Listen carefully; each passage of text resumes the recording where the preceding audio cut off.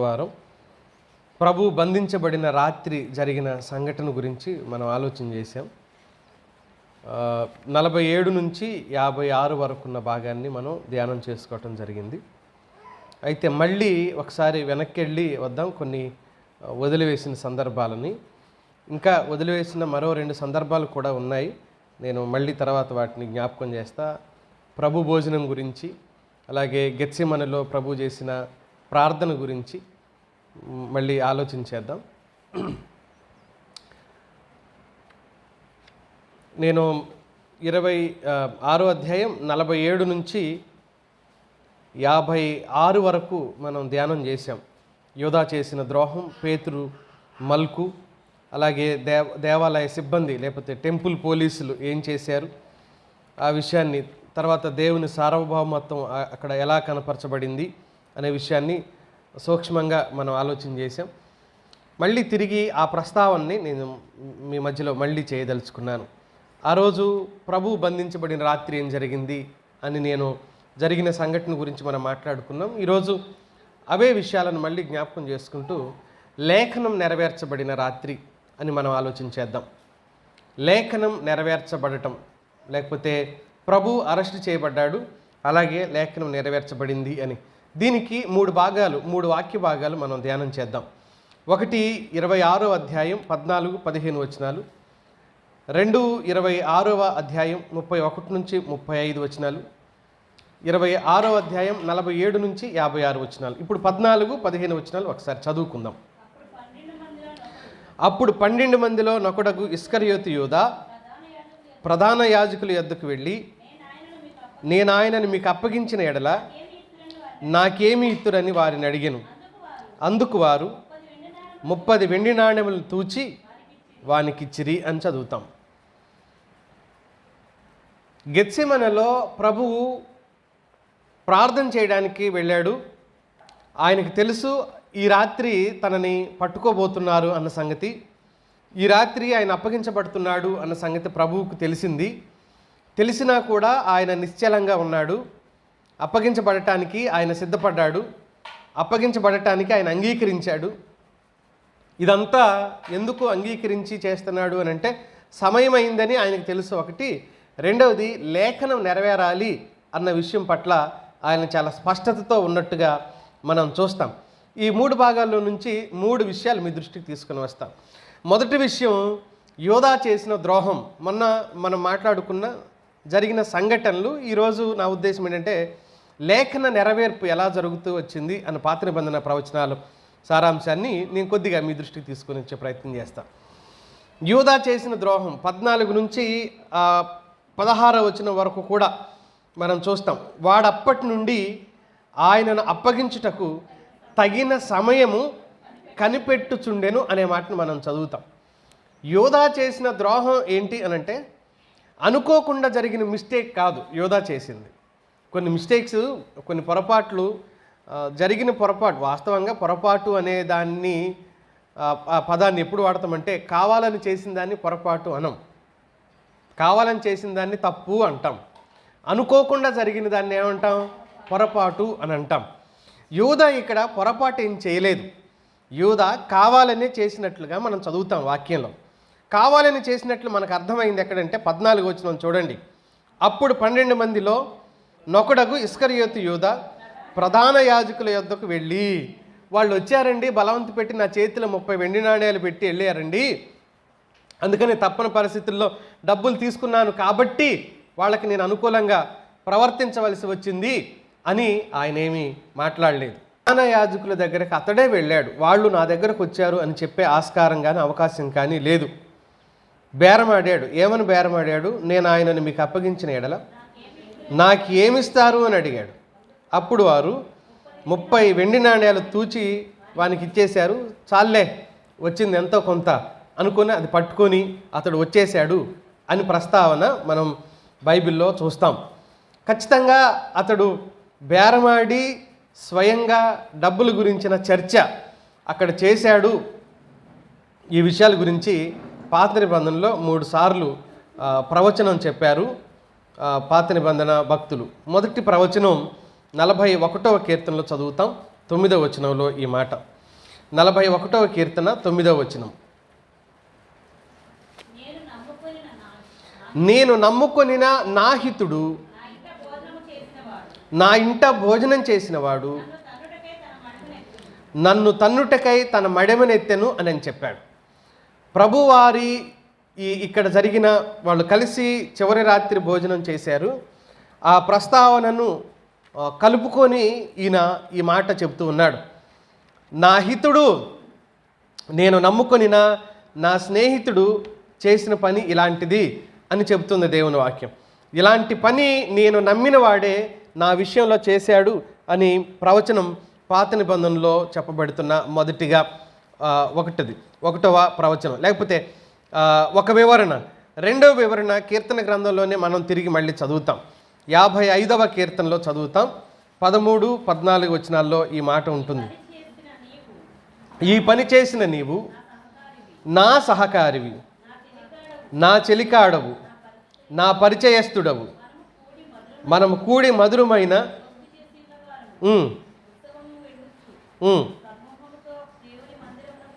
12 నుంచి చూద్దాం. నన్ను దూషించువాడు శత్రువు కాడు, శత్రువైన ఎడల నేను దానిని సహింపవచ్చును. నా మీద మిట్టిపడినవాడు, నా యందు పగబట్టినవాడు పట్టినవాడు కాడు. అట్టివాడైతే నేను దాగి ఉండవచ్చును. ఈ పని చేసిన నీవు నా సహకారివి, నా చెలికాడవు, నా పరిచయస్తుడవు. ప్రభువు ఈ ప్రస్తావన చేసి బాధపడ్డాడంట.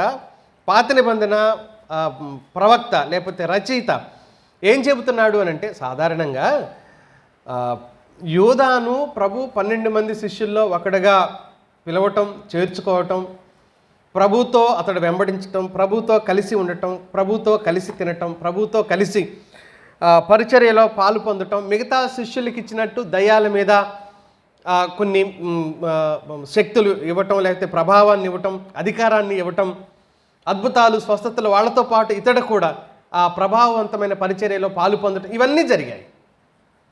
అందుకని నేను ఏమంటాడంటే, నిజంగా మనల్ని బాధ పెట్టేది ఎవరు ఎక్కువ బాధ పెడతారంటే, మనకు దూరస్తుడు శత్రువు అయితే మనల్ని నష్టపరిస్తే వాడి బుద్ధే అంతా, వాడి కథ అంతా అని మనం వదిలేస్తాం. జరిగిన నష్టాన్ని బట్టి బాధపడతాం. కానీ సొంత వాళ్ళు ఆ నష్టం చేస్తే నష్టం కంటే మన వాళ్ళు చేశారని ఎక్కువ బాధ అనిపిస్తుంది అనమాట. ఇక్కడ ఆ ప్రస్తావన, నేను నమ్మిన వాడు నన్ను తన్నడానికి మడిమనెత్తాడు, నా హితుడే నాకు ఇలాంటి పని చేశాడు, ఒకవేళ అతడు నా పగవాడు శత్రువు అయినట్లయితే నేను అంత బాధపడకపోదును, నా పగవాడు కనుక నా విషయంలో అలా చేస్తే నేను ఎక్కువ దుఃఖపడకపోదును. కానీ చేసింది నా పగవాడు కాదు, నా హితుడు, నా ప్రియుడు, నా సన్నిహితుడు అని ప్రభు వాపోతున్న ఈ ప్రస్తావన మనం దేవుని వాక్యంలో చూస్తాం మిత్రులారా. కనుక ఈ ప్రస్తావన చేస్తున్న ఈ సందర్భంలో ప్రభువారు బాధపడిన విధానం మనం అర్థం చేసుకోవచ్చు. 3వ ప్రవచనం జకర్యా గ్రంథంలో చూస్తాం. జకర్యా గ్రంథం 11వ అధ్యాయం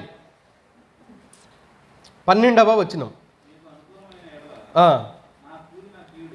నా కూలి నా కీయుడి, లేని ఎడల మానివేయుడని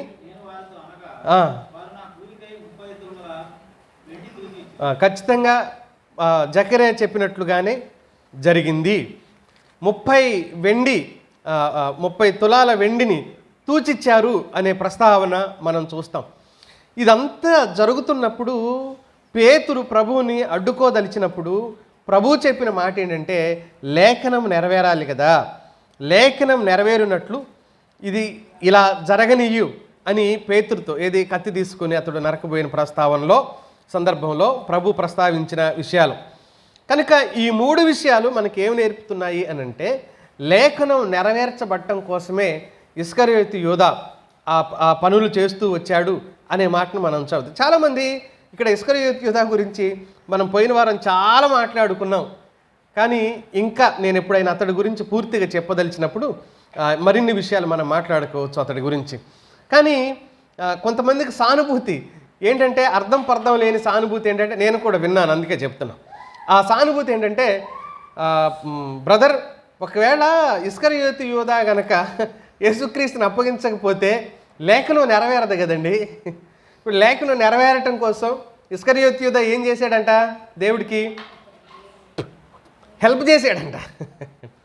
ఇస్కరియోతు యూదా దేవునికి హెల్ప్ చేశాడు.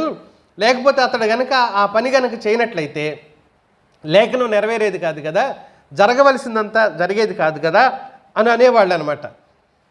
ప్రవచనాన్ని అర్థం చేసుకునే దగ్గర ఇలాంటి సహోదరులు తప్పుగా ఆలోచన చేశారు అని మనకు అర్థమవుద్ది. ఎందుకు అనంటే ప్రవచనాలు ఎలా చెప్పబడుతున్నాయి అనంటే, ప్రవచనాలు చెప్పబడే పరిస్థితి ఏంటి అనంటే ప్రవక్తల్ని దీర్ఘదర్శి అంటాం. ప్రవక్తల్ని దీర్ఘదర్శి అంటాం. దీర్ఘదర్శి అనంటే దీర్ఘంగా ఎక్కడో సుదూర ప్రాంతంలో ఉన్న భవిష్యత్తులో జరుగుతున్న విషయాలను దర్శించి అంటే చూసి రాశారనమాట. అందుకనే యెషయా 9:6లో ఆయన ఏమని మాట్లాడాడు? ఏలయనగా మనకు శిశువు పుట్టాడా అప్పటికి? లేదు. అంటే ఈ రాసేటప్పుడు ఆయనకి యేసుక్రీస్తు ప్రభువారు అక్కడ పుట్టినట్లుగా చూస్తున్నాడు కాబట్టి ఆ విజువల్ ఈయన కళ్ళకు లేకపోతే ఈయన మనసుకి కనబడుతుంది కనుక పుట్టాడు అని రాసేసాడు అనమాట. 53వ అధ్యాయం యెషయా రాస్తూ ఇలా కొట్టబడ్డాడు, ఇలాగ చీరికలైనాయి. కొట్టారు అప్పటికి? అసలు ఈయన పుట్టాడు అప్పటికి? కానీ కొట్టబడుతున్న ఆ సందర్భాన్ని ఆయన చూస్తున్నాడు. దీర్ఘదర్శి అంటాం దాన్ని. కనుక ఆయన చూశాడు కాబట్టి రాశాడు. అంటే ఏది జరగబోతుందో అది ఖచ్చితంగా రాశారు, చూసి రాశారు. అంటే రాసింది జరిగేది ఒకటే అవుతాయి అన్నమాట. యోధా సహాయం చేశాడు అనేది కాదు వాక్యం చెప్పేది. యోధా ఇలా చేస్తాడని వాళ్ళు ముందే భవిష్యత్తును దృష్టించి భవిష్యత్తును చూసి వీళ్ళు రాశారు. అందుకని సేమ్ అలాగే జరిగింది. వీళ్ళు చూసింది తప్పు కాదు, లేఖనం సత్యం అని అర్థమవుతుంది. వీడు దొంగ పని చేస్తాడు అని నాకు ముందే తెలిసిందనుకో, నేను ముందే చెప్పాను, వాడు చేయకపోతే నేను చెప్పింది తప్పు అవుద్ది. వాడు చేశాడనుకో, నేను చెప్పినందుకు చేశాడా? వాడు చేస్తాడని నాకు అర్థమైంది కాబట్టే నేను చెప్పాను, నేను చూశాను కాబట్టి చెప్పాను. కనుక కాలం సమీపించినప్పుడు ఆ టైం వచ్చినప్పుడు వాడు అలాగే చేశాడు. ఇది ప్రవచనాన్ని మనం అర్థం చేసుకోవాల్సిన ఒక చిన్న తలంపు, ఒక చిట్కా అనుకోండి పోని. కనుక మనం అపార్థం చేసుకునే అవకాశం లేకుండా ఉండటానికి ప్రవచనాన్ని ఈ రీతిగా అర్థం చేసుకోవాలి. సరే, యూదా చేసిన ద్రోహం, ప్రవచన నెరవేర్పు ఇవన్నీ జరిగిపోయాయి అనే విషయాన్ని మనం ఈ భాగంలో చూస్తాం. ఇక్కడ ఉన్న ప్రత్యేకత ఏంటి అనంటే, దేవుని మాటలు స్వయంగా యోధా విని కూడా తన స్వార్థపూరితమైన విధానాన్ని అతడు నెరవేర్చుకున్నాడు. అందుకనే దేవుని వాక్యంలో తర్వాత మళ్ళీ అతని గురించి నేను ప్రస్తావన చేస్తా. చివరిగా రెండో విషయానికి వచ్చేద్దాం, త్వరగా ముందుకెళ్ళిపోదాం. 26వ అధ్యాయంలోనే 31 నుంచి 35 వచనాల వరకు ఉన్న భాగాన్ని చదువుదాం.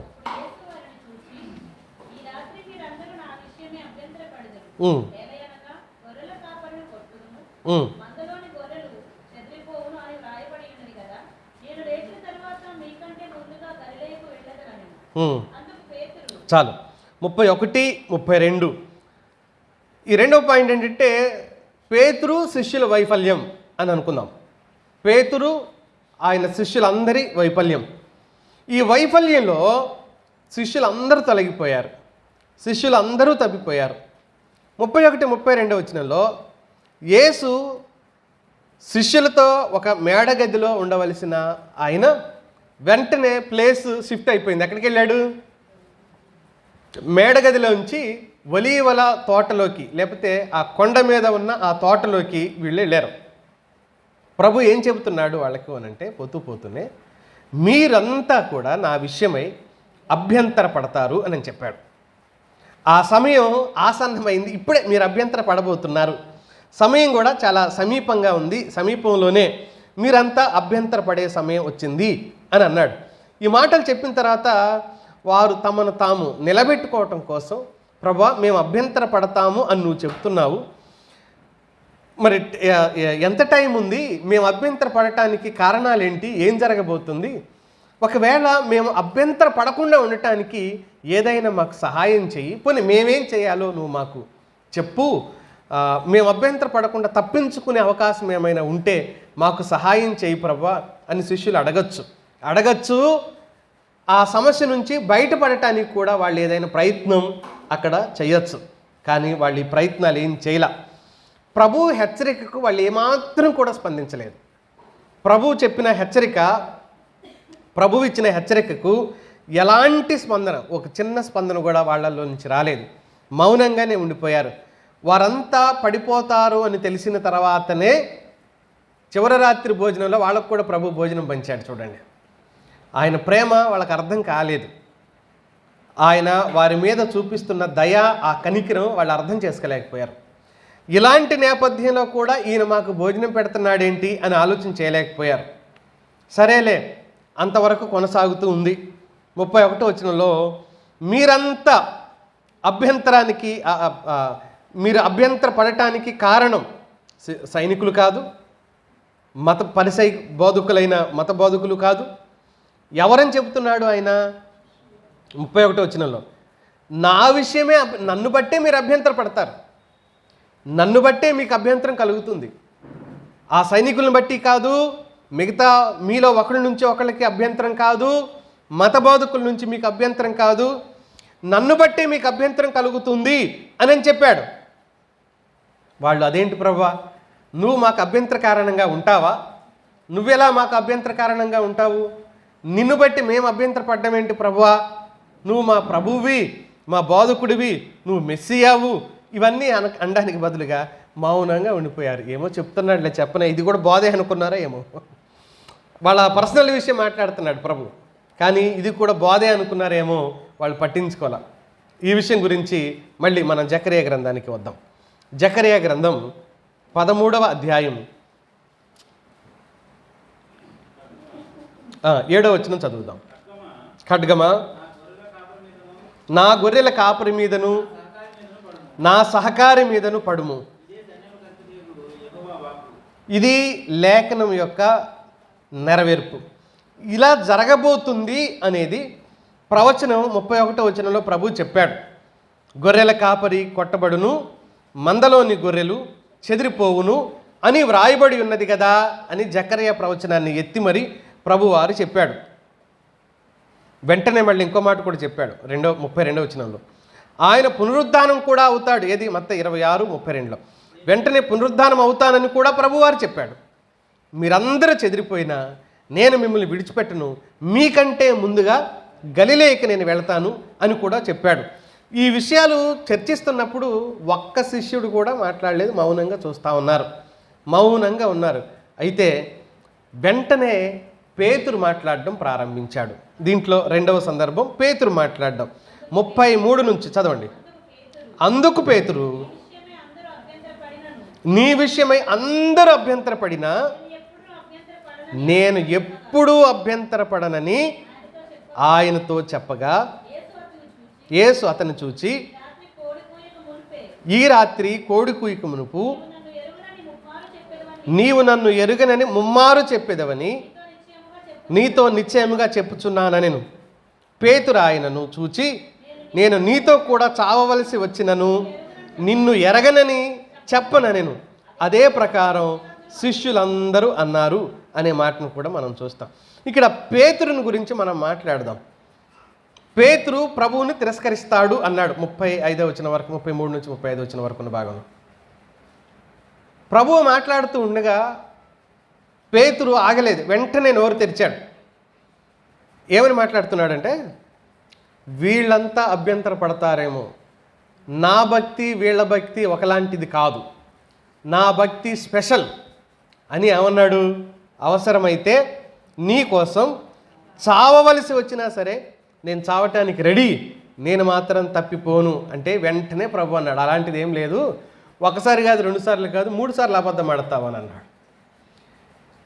మనం ఆలోచన చేస్తే మిగతా శిష్యులు ఎవరైనా ఒక్కళ్ళు, పేతురు గాక ఆయన ఎవరో మాకు తెలియదు అన్నవాళ్ళు ఒక్కళ్ళని ఉన్నారా? అన్నారా? పోనీ అలాంటి మాటలు ఎవరైనా? పారిపోతారు అన్నట్టుగానే పారిపోయారు తప్ప అందరూ. అసలు ఆయన ఎవరు నాకు తెలియదని ఒట్టు పెట్టుకున్నాడంటండి. యూదుడు ఎవడు ఒట్టు పెట్టుకోడు, వాళ్ళకి తెలుసు. యూదుడే కాదు, క్రైస్తవుడైనా ఒట్టు పెట్టుకోకూడదని ప్రభువే చెప్పాడుగా ముందు వాళ్ళకు. ఆకాశం తోడనవద్దు, అది ఆయన సింహాసనం, భూమితోడు అనవద్దు, అది ఆయన పాదపీఠం అని చెప్పాడుగా. ఆ బోధ పేతురు కూడా విన్నాడుగా. మళ్ళీ వెంటనే ఒట్టు పెట్టుకుంటున్నాడు. ఇప్పుడు ఏమని 3 సార్లు దొరికిపోయాడు. దొరికిపోయిన తర్వాత కోడి కూసింది అన్నమాట మనం చదువుతాం. అంతవరకు బాగానే ఉంది విషయం. ఈయన చేసిన 3 రకాలైన పొరపాట్లు ఈ వాక్యంలో మనం చూడొచ్చు. ఏంటి 3 రకాలైన పొరపాట్లు లేక 3 తప్పులు అని అంటే, ఓ దైవజనుడు ఈ ప్రస్తావన ఎలా చేశాడంటే, పేతురు మాటలు ధైర్యంతో కూడిన తెలివి తక్కువ మాటలు అన్నాడు ఒక దైవజనుడు. పేతురు ఇక్కడ మాట్లాడిన మాటలు ఎలాంటివంట? ధైర్యంతో కూడిన ఇప్పుడు తెలివి తక్కువడికి ధైర్యం ఉంటే ప్రయోజనం ఏముంది? తెలివి తక్కువడికి ధైర్యం ఉంటే ప్రయోజనం ఏముంది? చాలామంది తెలివి తక్కువతనంతో ధైర్యం ఉంది కదా అని చెప్పేసి అడ్డం పొడు మాట్లాడతారు. దానికి వీలుండదు, సాలుండదు, ఏదైనా మాట్లాడడానికి ప్రయత్నం చేస్తారనమాట. పేతురు గారు అలాగే మాట్లాడుతున్నారు. చాలా ధైర్యంగా మాట్లాడుతున్నాడు. ఈయన చేసిన పొరపాట్లు 3 ఏంటంటే, 1, మిగిలిన శిష్యులందరూ అభ్యంతరపడాను, నేను అభ్యంతరపడను. ఇతర శిష్యుల మీద సానుభూతి చూపుతున్నాడు. తన గురించి ఆలోచన చేయటం మానేసి, ఇప్పుడు ప్రభువు చెప్తున్నాం, భక్తి అనేది వ్యక్తిగతం అవ్వాలి. ఇతరులతో నీకేం అవసరం? ఈయన తన గురించి మానేసి ఏమంటున్నాడు? వీళ్ళంతా అభ్యంతర పడతారేమో కానీ నేను మాత్రం నీది చూసుకుంటే అయిపోయేది అక్కడ కదా. అది వదిలిపెట్టేశాడు. రెండోది ఆయన చేసిన పొరపాటు రెండోది ఏంటంటే, తన మీద తనకు అపారమైన నమ్మకం ఉంది, ప్రభువు మీద కాదు అతనికి ఉంది. ఏమని అపారమైన నమ్మకం? చావనైనా చస్తాను కానీ నేనైతే నిన్ను ఎరగనని మాత్రం నేను అనను. ఒకవేళ ఆ స్థితిలో నేను ఉండటం కోసం నన్ను నిలబెట్టు అని ప్రార్థన చేసినా బాగానే ఉండునేమో. కానీ అతడు ప్రార్థన కూడా చేయకపోగా ఏమని చెప్తున్నాడు? నా మీద నాకు ఫుల్ కాన్ఫిడెన్స్ ప్రభా, నీకేం బాధ లేదు, నేను అవసరమైతే నీకోసం ప్రాణం ఇచ్చేస్తా. ప్రాణం. 3వ మాట ఆయన చేసిన పొరపాటు ఏంటంటే, ప్రభువు మాట్లాడుతూ ఉండగా ఆయన మాటలకు విరుద్ధంగా మాట్లాడాడు పేతురు.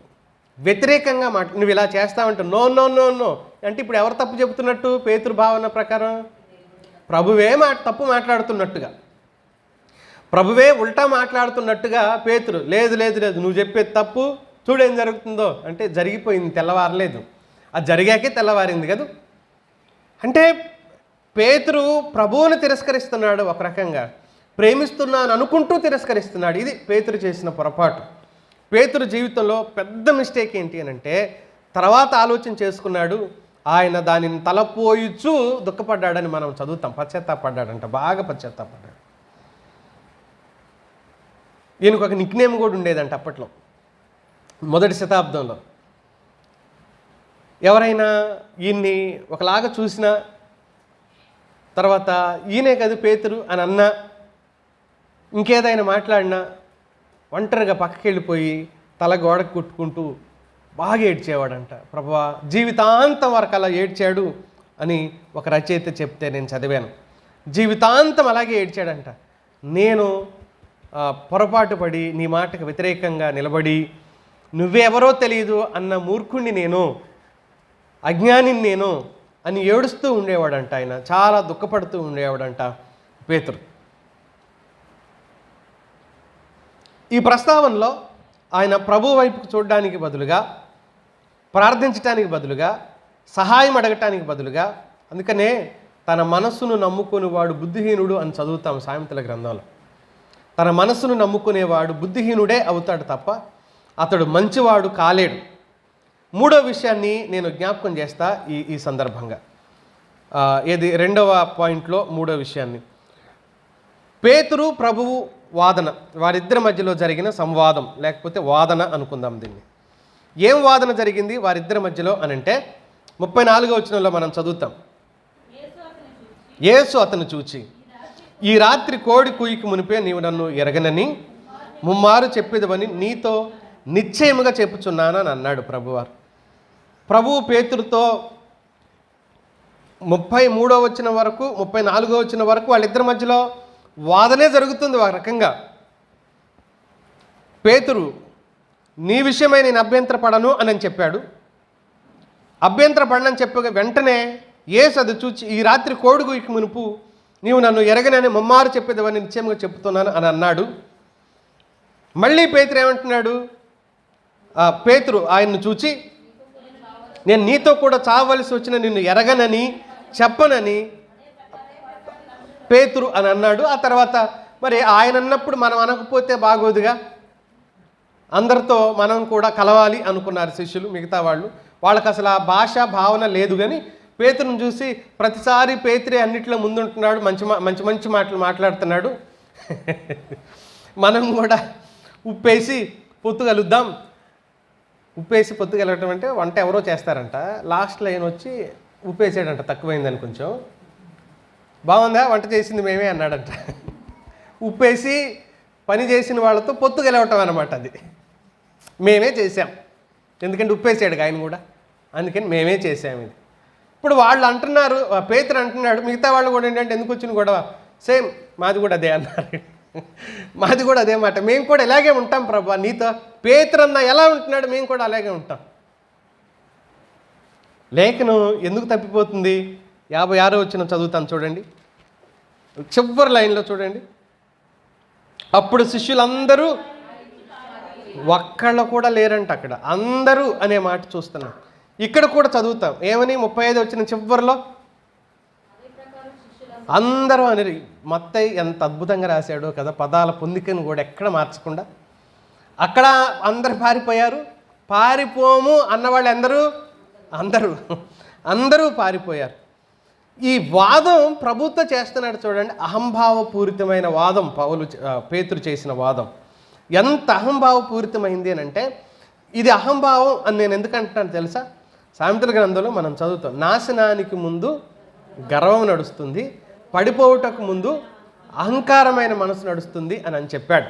ఇతడు పడిపోవటానికి ముందు మాట్లాడిన మాటలు, వీళ్ళేమైనా పడిపోతారేమో కానీ నేను అసలే పడిపోను, నేనంటే ఏంటి అనే భావంతో అతడు మాట్లాడిన సందర్భం మనం చూడొచ్చు. పేతురు ఇతర శిష్యుల్ని తిరస్కరించాడు ఒక రకంగా, అహంకారపూరితం. వీళ్ళందరూ ఇంకా పాపం వాళ్ళు అయోమయంలో ఉన్నారు కాబట్టి ఊరుకున్నారు. నువ్వు అంత గొప్పోడువా అని వాళ్ళు ఏం గొడవకి ఏమి రాలా, చూస్తూ ఉన్నారు ఏం విచిత్రమైన సంవాదం జరుగుతుంది ఇక్కడ అనే మాటలు, లేకపోతే ఆ చర్చ వాళ్ళ మధ్యలో జరుగుతున్నట్లుగా మనం చూడొచ్చు. కానీ ఇక్కడ మరొక ఆలోచన ఏంటంటే మిత్రులారా, అందరికంటే పేతురు ఎక్కువ తొలగిపోయాడు.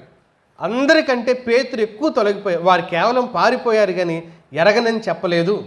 నీతో చనిపోవలసి వచ్చినా నేను చనిపోతాను అని అన్నాడు. ఆ చివరికి 3 సార్లు ప్రభు ఇంతగా గట్టిగా మాట్లాడుతున్నాడు, ఎందుకు మరి ప్రభు మాటను ఇంతగా ఎందుకు నేను తిరస్కరించాలి, మరి ఎందుకు అలా అవుతుంది ప్రభువా, నాకు సహాయం చెయ్యి అని అనొచ్చు కదా. ఆయన అనలేదు, అడగలేదు. ఈరోజు మనకున్న సమస్య ఏంటి అని అంటే, పక్కన వాళ్ళతో మన భక్తిని పోల్చుకొని కొంత బెటరే కదా మనం అనే భావన, ఎంతో కొంత బెటర్ కదా, ఈ పోల్చుకునే దగ్గర మనం నష్టపోతుంటాం, చాలాసార్లు నష్టపోతుంటాం. ఈ పోలికల వల్ల మన ఆత్మీయ జీవితాన్ని మనంతట మనం నాశనం చేసుకుంటాం. పోల్చుకోవద్దు, ఎప్పుడు పోల్చుకోవద్దు, ఎవరితో పోల్చుకోవద్దు, ఎవరితోనూ మనం అసలు పెట్టుకునే వద్దు. మనం ఎవరితోనైనా పెట్టుకోవాలంటే అది ప్రభువుతోనే. ప్రభువులాగా ఉండాలి, ప్రభువులాగా చేయాలి, ప్రభువులాగా బ్రతకాలి, ప్రభువులాగా నడవాలి.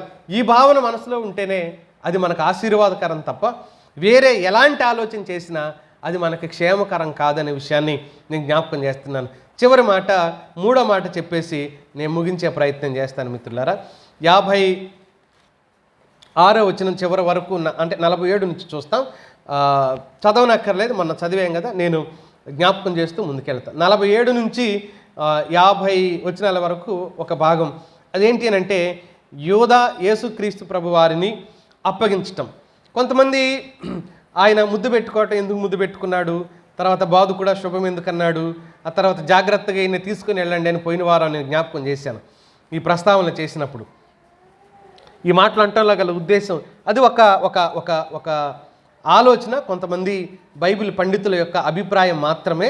బైబిల్లో మనకు పూర్తి వివరం లేదు. ఆ వాక్యాలను పట్టుకొని వాటిని అలాగా ఎక్స్ప్లెయిన్ చేయటం మాత్రమే జరుగుతుంది అని కూడా నేను జ్ఞాపకం చేశాను.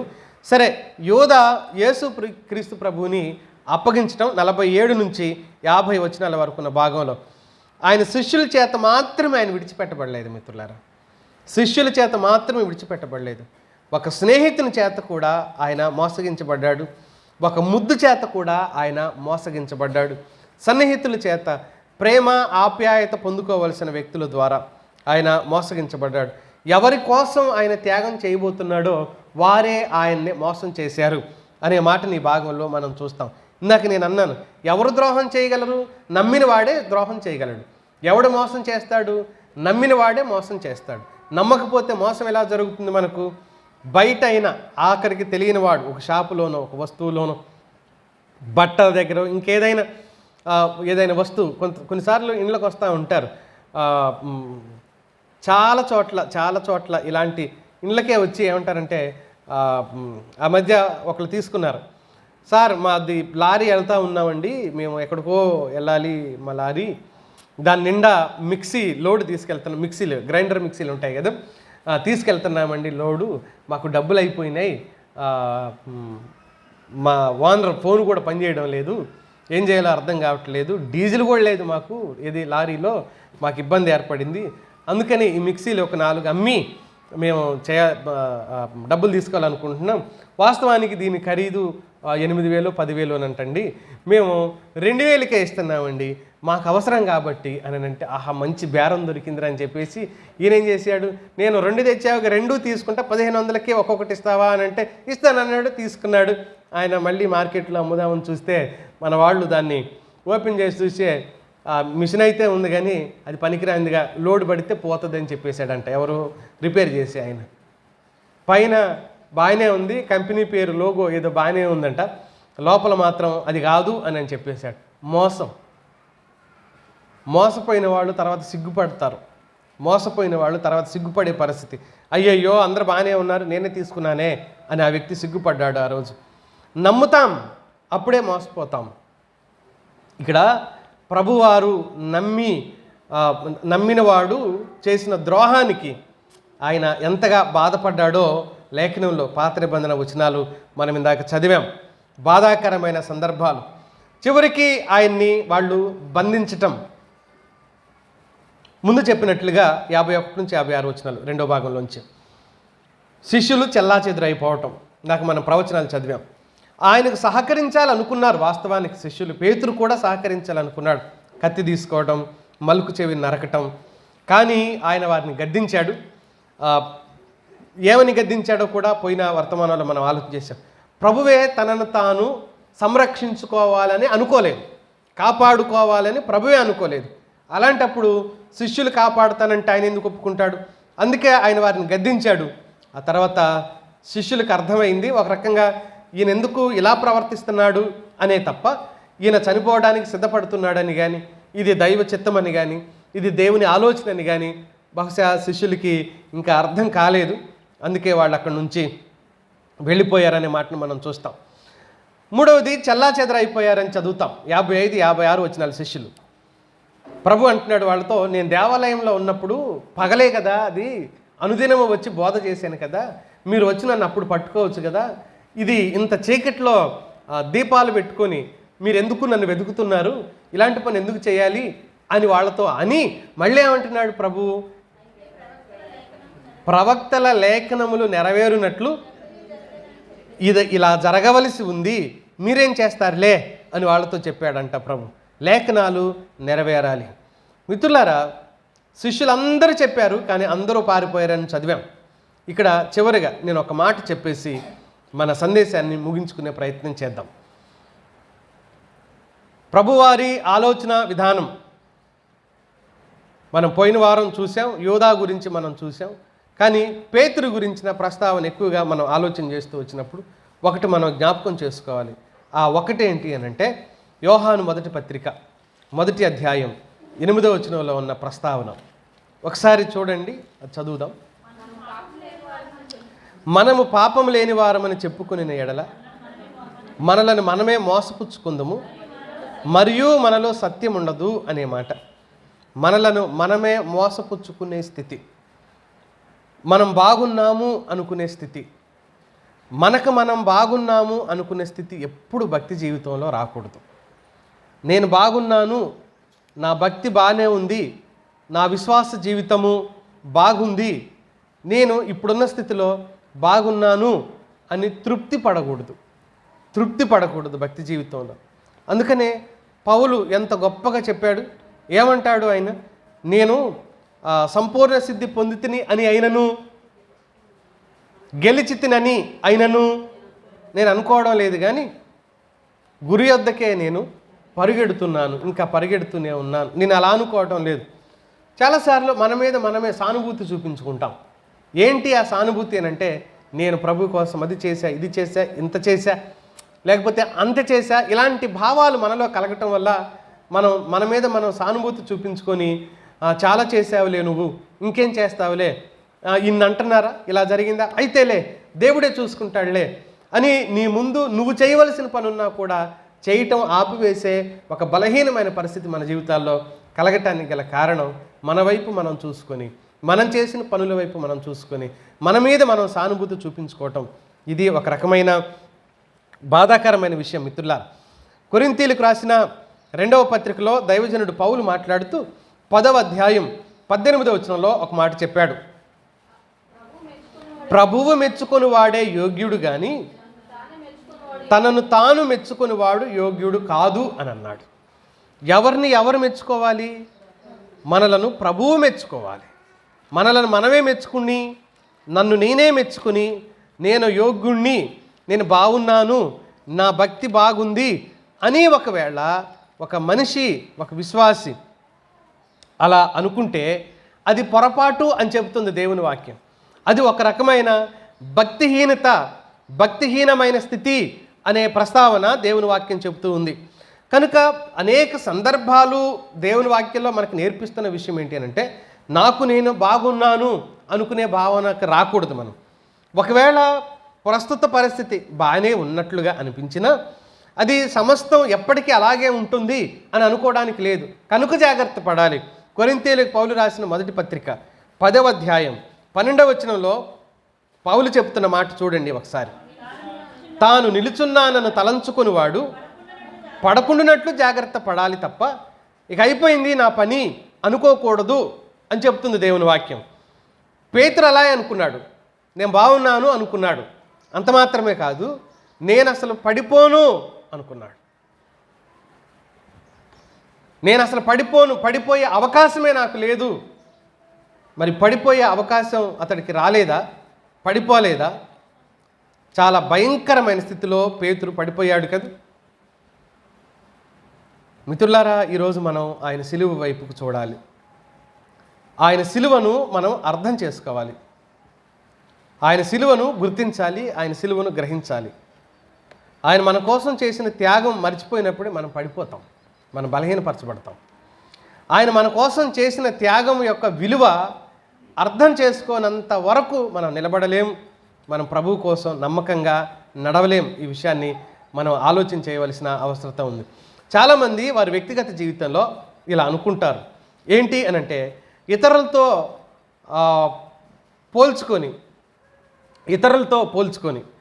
ఇతరుల కంటే బెటర్గా ఉన్నానని, వాళ్ళకంటే దేవుని దగ్గర ఇచ్చే దాంట్లో, దేవుని కోసం పనిచేసే దాంట్లో, దేవుని కోసం ఏమైనా ఉపయోగపడే దాంట్లో, నమ్మకంగా నిలిచే దాంట్లో నేనే బాగున్నాను కదా, వాళ్ళేం బాగోలేరు కదా, కనుక నేను పడిపోవటం ఏంటి? లేతే ఒకవేళ కొన్ని పొరపాట్లు ఉన్నా సరే వాళ్ళతో నాకు పోలికేంటి, వాళ్ళకి ఎక్కువ ఉన్నాయి కదా, ఎవరితో పోల్చుకోకూడదు.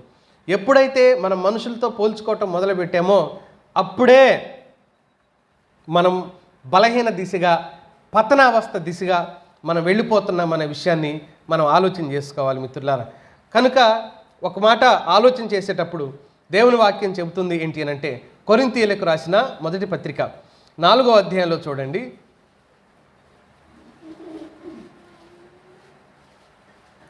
4వ వచనం చూడండి. నా యందు నాకు ఏ దోషమును కానరాదు, నా యందు నాకు ఏ దోషమును కానరాదు, అయినను ఇందువలన నీతిమంతుడిగా ఎంచబడును. పౌలే ఈ మాట అంటే మనం ఎంత, మన భక్తి ఎంత, మనకు తెలిసింది ఎంత, మన నడక ఎంత, మన నడవడిక ఎంత. పౌలు అన్నమాట మళ్ళీ ఒకసారి చదవండి మా మాట. నా యందు నాకు ఏ దోషము కానరాదు, నా యందు నాకు ఏ దోషము కానరాదు, నన్ను విమర్శించేది ప్రభువే విమర్శిస్తాడు. నీతిమంతుడిగా ఎంచబట్టం అనేది జరగకపోవచ్చు. లోపాలు కలిగిన వ్యక్తులం మనం, బలహీనతలు పొరపాట్లు కలిగిన వ్యక్తులం మనం. మన జీవితాల్లో ఎన్నో బలహీనతలు. ఇంకా మన దౌర్భాగ్యం ఏంటి చెప్పనా? మనం గుర్తించినవి కొన్ని అయితే గుర్తించినవి ఎన్నో, పొరపాటును గుర్తించలేని స్థితిలో ఉన్నవి ఎన్నో. మిత్రులారా, అందుకనే ప్రభు సన్నిధిలో శిష్యులు ఎక్కడ బలహీనపరచబడ్డాడో వాళ్ళు మిగిలిన 12 మంది కూడా ఎక్కడెక్కడ బలహీనపరచబడి వాళ్ళు ఏ విధంగా నష్టపోయారో, ఒక రకంగా తప్పిపోయారో మన కళ్ళ ముందు కనబడుతున్నప్పుడు వాళ్ళు అడగవలసింది, ప్రభువా నేను ఏ విషయంలో తప్పిపోతాం మేము, ఎందుకని నీ విషయం అభ్యంతరపడతాం, నువ్వు మా నాయకుడివి, మా ప్రభువువి, నువ్వు మెస్సయ్యావు కదా అని అడగలేదు. మమ్మల్ని నిలబెట్టమని అడగలేదు, మమ్మల్ని సరిచేయమని అడగలేదు. అడిగితే సరిచేస్తాడని వాళ్ళకి తెలుసు. పేతురు నీళ్ళ మీద నడిచినప్పుడు మునిగిపోతుంటే, నేను మునిగిపోతున్నాను సహాయం చేయమంటే సహాయం చేయలేదా? శిష్యులందరూ ధోనిలో ముందుకెళ్తున్నప్పుడు అది తుఫాను అలలు వచ్చి కొడుతున్నప్పుడు అది మునిగిపోయే సమయంలో ప్రభు వచ్చి సముద్రాన్ని గాలిని అణచలేదా? అంటే అలాంటి పరిస్థితులు ఎదురైనప్పుడు ప్రభు సహకరిస్తాడు, సహాయం చేస్తాడు అని శిష్యులందరికీ తెలిసినప్పటికీ కూడా ఈ సమయంలో ప్రభు ఇంత మాట అంటున్నావు మమ్మల్ని, మరి ఎలాంటి సమస్య రాబోతుంది, ఆ చిక్కులో మేము చిక్కుకోకుండా మమ్మల్ని కాపాడు ప్రభువా అనొచ్చు కదా, అవకాశం ఉందా లేదా? కానీ అనలేకపోయారు. అందుకే నేనేమనుకున్నానంటే ఈ మాటలు నాకు అర్థమైంది ఏంటంటే, మనుషుల ఆలోచన విధానంలో ఉన్న ఒక భయంకరమైన అహంభావపూరితమైన దీన్నే భక్తి గర్వం. నేను ఎంతైనా చేస్తా, ఏమైనా చేస్తా. ఒకవేళ ఆశ ఉండొచ్చేమో, తీర్మానం కూడా సరైంది కావచ్చేమో, చేసుకున్న వాగ్దానం కూడా నిజమే కావచ్చేమో, దానికి శక్తిని ఇవ్వాల్సింది కూడా దేవుడే అవుతాడు. ఎందుకు అంటే చేయాలని మనసు ఉండొచ్చు, ఆలోచన ఉండొచ్చు, కానీ నీ పరిస్థితులు నీకు అనుకూలం కాకపోవచ్చు. నీ పరిస్థితులు నీ నిర్ణయానికి భిన్నంగా నిన్ను నడిపించవచ్చు. వాస్తవానికి పేతురు తీసుకున్న నిర్ణయం తప్ప, నీకోసం నేను చస్తాను అన్నమాట తప్ప ఒప్ప? భయము డౌట్ వచ్చేసిందా? ఒప్పే, మంచిదే. కానీ ప్రభు సహాయం లేకుండా ఆ పని కూడా మనం చేయలేం. ప్రభు సహాయం లేకుండా ఆయన కోసం మనం చేసే పనులు కూడా ఆయనే మనకు సహకరించాలి. మనం చాలా బలహీనలం, చాలా చిన్నవాళ్ళం. ఆయన మనల్ని నిలబెట్టకపోతే నిలబడలేని వాళ్ళం. నేను బాగున్నాను అనుకోవటం అజ్ఞానం, మూర్ఖత్వం. పేతురు అలాంటి అజ్ఞానం, మూర్ఖత్వంలోనే ఈరోజు మనకు పాఠంగా నిలబడ్డాడు.